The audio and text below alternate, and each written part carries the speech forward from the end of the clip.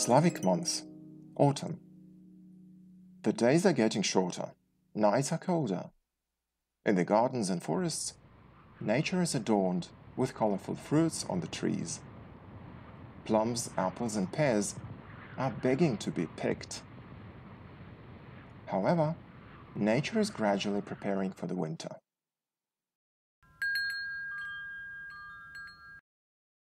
In this period, thick pinkish blossom catches our eye.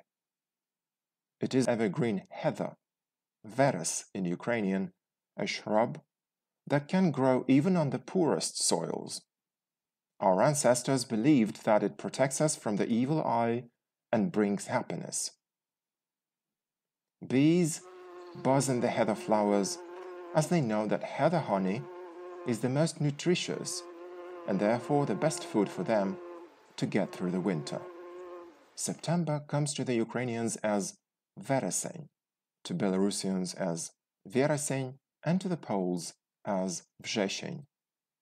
We can admire the heather, but we should not go too far into the woods because deer and elks are rutting at this time of the year. They are now much more aggressive than usual. Loud roar is heard everywhere in the woods. In the Carpathian Mountains, the Beskids, the Tatras, and in the Balkans. The Old East Slavic language had ruti for roaring, so in our lands the first month of autumn was also called rujen. It was similarly called in Old Slavonic rujen, rujen, or rujen, and also in Bulgarian dialects, rujen, as well as in the Croatian language, rujan. Among the Czechs, when the palatalized sound r in their medieval pronunciation became hissing, rujen began to sound as ržijen and is still pronounced this way until today. It's getting colder outside, the nights are longer, but also it's the most picturesque season that begins. In the forests, the treetops flare with bright reds, oranges and yellows, żółty in Ukrainian. It's the month of żółteń, that is October. The cones of pine and fir trees open up and fall down.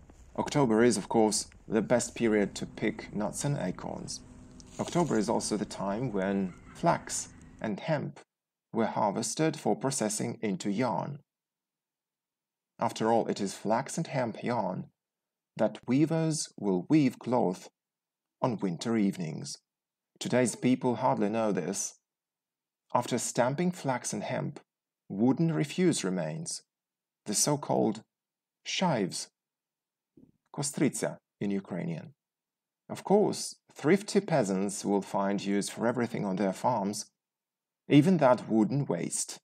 After all, it can be used to fire up the stove and heat the house on cold autumn nights. The shives were used as litter for cattle, and the shives' ashes were used to fertilize the soil. The Belarusians and the Poles considered the shives, kostryca, so useful and applicable to everything that they even called the month of October Kastrycznik in Belarusian and październik in Polish, because the shives are paździerze among the Poles. As for the southern Slavs, the cycle of nature goes ahead of the Ukrainian climate. The days are now short, and the cold rain, frequent, piercing damp wind, blows off dry leaves from the trees which fall in puddles in October. That is why Croats and ancient Bulgarians called the 10th month the month of leaf fall, listopad, not the 11th, as the Ukrainians do.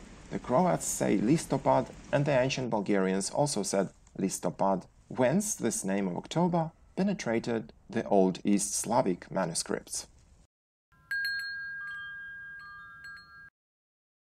Further north, in the lands of Ukrainians, Belarusians, Poles, Czechs and Slovenes, the leaf fall comes in November. So that's why listopad, leaf fall, is the 11th month among the Ukrainians, and so is listopad for the Belarusians, and listopad for the Czechs, Poles and ancient Slovenes. The last harvests are taken from the fields. Heavy carts rumble on dirt roads, leaving deep tracks in the damp ground.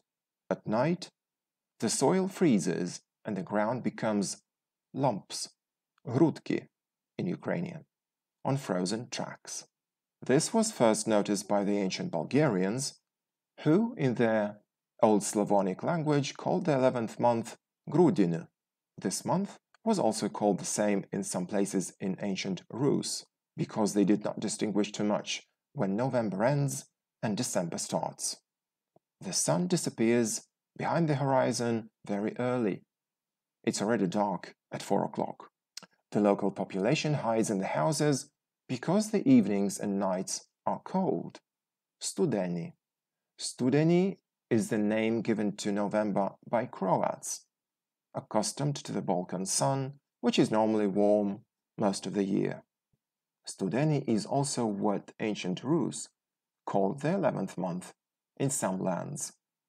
Become a patron on my Patreon account, and we'll discover more things in the future.